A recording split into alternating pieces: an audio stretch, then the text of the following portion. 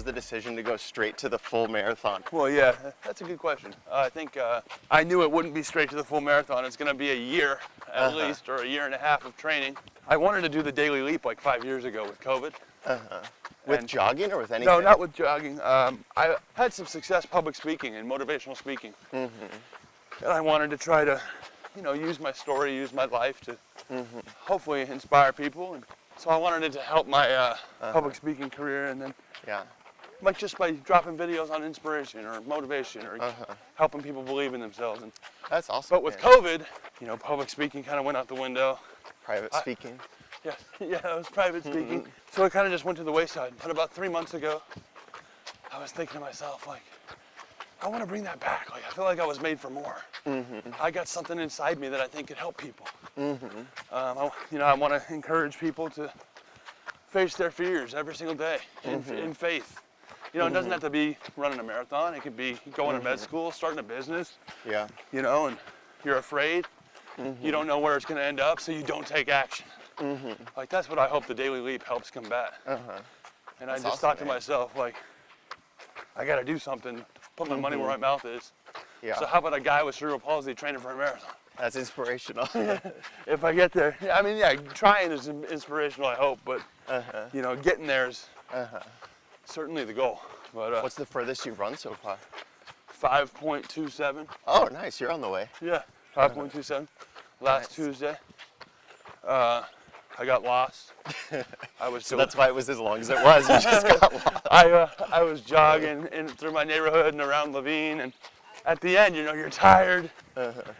You haven't had a ton of water, and I took a wrong turn. And I was like, this doesn't look right. And if you're in a car, it's no big deal. But when you're walking and you're tired, every step in the wrong direction is an additional step going back. So I was double. I was suffering. But funny. Yeah, man, it's been good. So you started at Disney? Yeah, so straight out of college, I got an internship at Disney.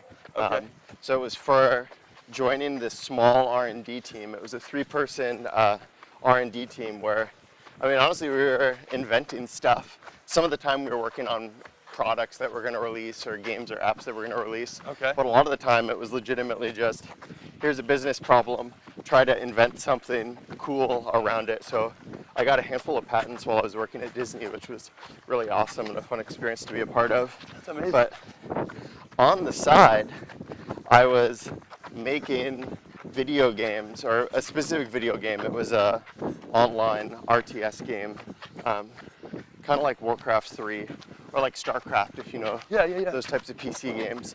But we started on it in college. It was like our senior college project. And so when we graduated, we sort of all parted ways and got corporate jobs. And so we were working on this project basically like in the evenings, on the weekends. And then finally when we shipped it, I think it was like 2018 when we shipped it. What does that mean? When we like released it, so that people could buy it on like PC. So after we launched it, I got bored at work. I was like, man, I don't know, there's just something, or it was like, work wasn't doing it as much for me because I wasn't doing the game dev thing on the side. But I always knew I wanted to build and develop games. And so like 6 months afterwards, my 2 other co-founders, or they became co-founders with me, they were feeling similarly kind of bored and wanting to do something. So Drew called me one day and he's like, Taylor, what do you think about quitting your job and starting a company? And but literally before he finished asking the question, I said, yes, I'm in, absolutely, let's do it. Yeah, and so that wasn't, I guess it was a leap of faith, but naively in the moment, it didn't feel like a risk at all. It was what I wanted to do. Did I think it would necessarily work out? No, but I just really wanted to work with great people who I liked. Trying to build something cool. Yeah, exactly. What's your company called? Game Breaking Studios. So we started talking about it, I think 2018. I'm pretty sure I also did the paperwork for it in 2018, but then we didn't start quitting our jobs until a year later. And just the way that time worked out, they both quit their jobs in 2019, and then I quit my job right at the start of 2020, right before COVID, actually. Interestingly enough, but Yeah, but it's been a really fun experience. So have you like moved on to like several games now that you're creating? So actually we've been around for 6 years. Ultimately we want to build our own games, but building your own games is really hard. Yeah. Like your options are either you fund it yourself, where if you have like a wealthy uncle or something like that, you can pull that off. Or the other option is like eat ramen and skip meals, which unfortunately doesn't fit with our lifestyle now, especially Having since a most of family. us have families and stuff. So what we've done is we actually do co-development where we help other people build their games. So we basically took all the skills that we learned at like Disney, Microsoft, Riot, and we work with other game studios to help them. So you guys help other companies build their games? Yeah, so we decided to take the skills essentially we learned at the big companies we were at, and then bootstrap the company by helping other studios build their games, and then they pay us for helping helping them build their game. So the first big contract we got was actually through a friend of a friend. We got connected to Fitbit, and Fitbit wanted a mobile game, and so our first project was making an entire mobile game for Fitbit. I think the first version of the project, it was like 3 months for like a prototype, and then we got another 3 months to make like a pilot that we could like close beta test with them. Yeah. And then the numbers were crazy good. I mean, it's one of the most successful mobile projects I've ever been on. And so then we got another 3 months to extend on it, but then when Google bought Fitbit, the whole thing kind of fell through, which is a real bummer. But that's too bad. But despite that whole project really let us take off and grow our client base. And so then we got to do a small project with Riot, which was big. Yeah. That let us help start hiring people on full time. And so our biggest project was last year. We shipped Valorant on Xbox and PlayStation. We helped Riot do that. Dude, which you was guys really are cool. taking off, bro. Yeah, I hope so. Yeah, we're doing okay. We're at 24 people now. Employees? Yeah, 24 employees, but that includes the 3 founders who are employees. Are you the as head well. honcho? I am now, but I didn't start out as the head honcho. Basically, Drew was really the one who rallied us all together, got us to start the company. So he's always been the CEO. But the most recent project we took on, which is even bigger than the Valorant project we were on with Riot, they specifically called out Drew by name as someone who they wanted engineering on the project. Okay. And we were in a spot where we really needed the project. The games industry has been in a tough spot. Yeah, and so we were like, normally we wouldn't do whatever people want, but in this case we were a little bit desperate, and we needed to take the project. And Drew was like, Taylor, I think you should be CEO. And I was like, no, absolutely not. Yeah. I guess this is a real leap of faith that I had to do in the past 2 years. But I was like, no, that's a terrible idea. I don't want to. What scared you about it? Oh, just because I didn't think I'd do as good of a job as Drew did. What do you think he did really well? He's good at inspiring people and rallying them around an idea. Okay. And that's what a CEO is supposed to do. Yeah. Also, he's really good at business development, which is essentially like building and nurturing relationships with other game studios so that you can essentially get work and like collaborate together. But Drew's really good at that. He's just good at connecting with people. So that was a big leap of faith for you, huh? Yeah, and so like, I don't know, 2 weeks later, I was like, okay, I guess it's a good idea. And so it's been a real year of growth for me. I think that change happened like a year and 3 months ago. I might have the dates wrong. It might be just a year, but I've definitely grown a lot and learned a lot about myself. This is definitely the hardest job I've ever had, doing the CEO thing, just because of how much I had to grow and learn. But I enjoy it. I definitely don't think I do as good of a job as Drew, but I think I have him covered in a couple spots. Good, man. I'm sure you're doing a great job. What's been your biggest, because experience is the best teacher, as Aristotle says. And, I've learned so much about myself, just taking action on July 1st. And hey, maybe I could do this. Maybe I'm better at this than I thought. Obviously it's really challenging. But by sitting in that seat and wearing the CEO hat, I'm sure you said you learned a lot about yourself. What are some of the main things that kind of have been clarified for you, or made evident to you? That's a really hard question. We're gonna have to do a whole lap before I have an answer. I think it's really about actually thinking about what's important. There's so much noise in your life and your job and, well, sometimes your family, but really with everything, where it's like, what's actually important to you and what you should care about, what's worth stressing about and staying up late over, and what's like, man, this thing really doesn't matter.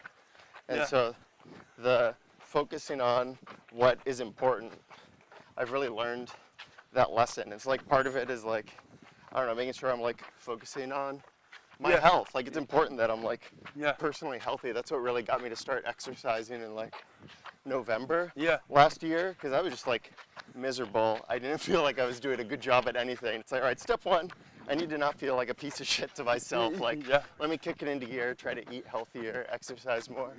And then the other thing was like making sure I'm being a good husband and focusing on my family and being a good dad. You know, the way, I say this in football all the time, the way you do one thing is the way you do everything. So you're not going to practice like a slob and play like a champion. So that what you just shared resonates with me, because, you know, I've noticed that as I have become more regimented and intentional about training, I've naturally become more structured in my diet. As I'm more structured in my diet, I naturally begin to feel better every single day. As you feel better, you're energized. As you're energized, you become a better husband and father. Yeah, a better person to interact with that the rest of the world gets to see. Right, so. And you have time to do things like this, like the things that you actually care about. Like, you want to motivate people and do exactly. the leap of faith. And you're feeling better about yourself. And sorry, did I call the podcast the wrong name? Not a leap of faith, the Daily Leap. Damn it, cut that. You know, I gave a talk at my company maybe like 3 years ago. And one of the things I was talking about is, it's really important just to try to do one thing really, really well. Like if you're trying to, you know, reframe your mind or form different habits, don't try to build Rome in a day. Do one thing really, really well. And for me, like maybe it's I'm gonna get up at 5:30 every day. Do you get up at 5:30 every day? I'm giving an example. Oh, okay. A random example. Probably 6:30. But fine. Once you do that, it becomes easier, and I become more motivated to stack something on top of it. Okay, I'm going to get up at 5:30. I habituated that. Now I'm going to make breakfast. Okay, now, so just piece by piece by piece, you kind of reframe. I've been able to try to reframe kind of many different facets of my life. Right, so that's kind of like even training for a marathon. Like, who knows where it'll end up? But can I get out there on July 1st and run? I did it. That's the hardest step, that first day. Like that first day, right? And so getting out there more and more and more has become far more easy, and I'm excited about it, and I'm motivated. So yeah, I agree with you, man. I think even in regard to having a high role in your company, I think the things outside of work can really have a profound effect. Well, to be clear, every company's different, and also a CEO at a small 24-person company is much different than like the CEO of Disney or whatever. But hey, man, well, I'm only the CEO of my family and my soul, so you're hey, that's a full-time job. You're ahead of me. You're ahead of me. No, but it was like weird because I was at work, so like I talked about my like personal life and like family, but like at work I had so many things. Like I had like 80 hours a week worth of work, but it was like so much ambiguous stuff and like what's important, and I was just doing a bad job at all of it.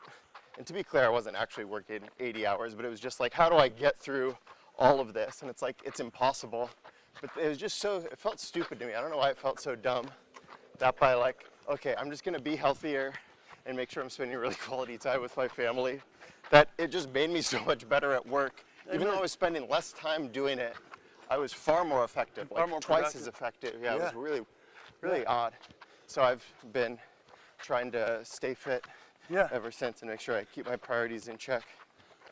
Dude, I think like health, family, faith, like when you pour into those things, try to stay close to the Lord, you know, honor your spouse or your children, the way they should be and take care of yourself. I think the Lord naturally gives you graces through those habits, through that work. So, is your mind more sharp as you're active? Yeah, sure. Do you have more energy? Do you feel better about yourself? Yes. But I also think the Lord, in those forms and in others, gives you grace when you strive to do His will. And I think that grace helps you be more effective in every aspect of your life. Does that make sense? Yeah, no, definitely. I'm a much better father. I'm a much better employee when I'm disciplined and hardworking in other areas of my life. I'm a better father when I'm more disciplined and things of that sort. So, good, man. Have you ever been deathly terrified in this entrepreneurial journey, apart from being the CEO? Deathly terrified. Like a moment where, whoo, I don't know how we're gonna get through this one. Or yeah, that was when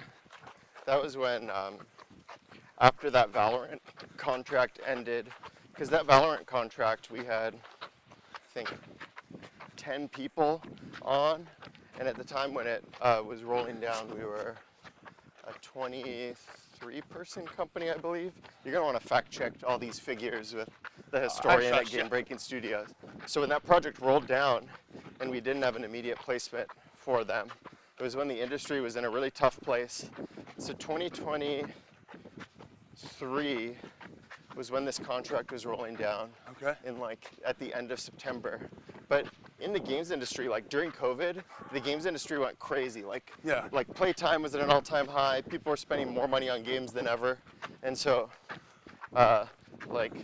people who were investing in games, like venture capital people or publishers, were throwing lots of money at games. Yeah. And those were a lot of our customers. People who had money and needed help building a game. We're like, we can help you build a game. Yeah. And then in 2023, that was when the industry started coming back. There were a couple launches that didn't go well. Interest rates were changing. You're going to want to also fact check all of these stats as well. But we'll run with it. 2023, it was when the games industry started to turn. And what we saw was that it was a lot harder to get work, especially for that big of a team. And also, at the time, our entire team was based in the US, so we were more expensive, and lots of people in the industry at that time were outsourcing their work to other labor markets where it's more affordable. So we had people we were trying to place, but also it wasn't affordable for customers to say yes to us. So it was just a double whammy of tough. And I had a lot of sleepless nights. What are we going to do? We're going to be stuck doing layoffs if we can't find a place for this for the team, essentially. But then this project came out that we're able to put people on, and that's when Drew had stepped down from CEO and I took over for him. So I guess it was two stressful moments in a row.